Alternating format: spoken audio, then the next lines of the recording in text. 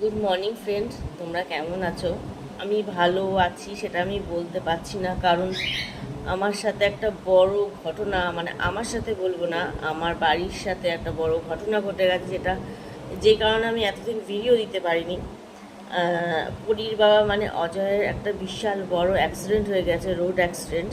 ও বাইকে করে যাচ্ছিল আর পাশে একটা গাড়িতে ধাক্কা মেরে ওর হাতে প্রায় 13টা সেলাই। দেখাচ্ছি তোমাদের কোন জায়গাটা, দাঁড়াও।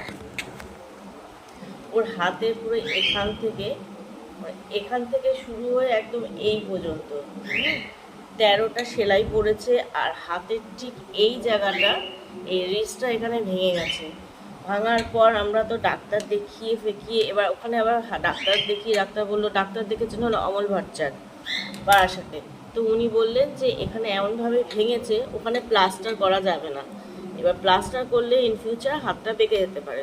তো আমরা সবাই বললাম যে যেটা ভালো হয় সেটাই আপনি করুন। তো উনি বললেন ওখানে অপারেশন করতে হবে, অপারেশন করে ওখানে স্প্রিং বসাতে হবে। তো তারপর ডাক্তার ডেট দিল, আমরা নার্সিংহোমে ভর্তি করলাম, অপারেশন হলো।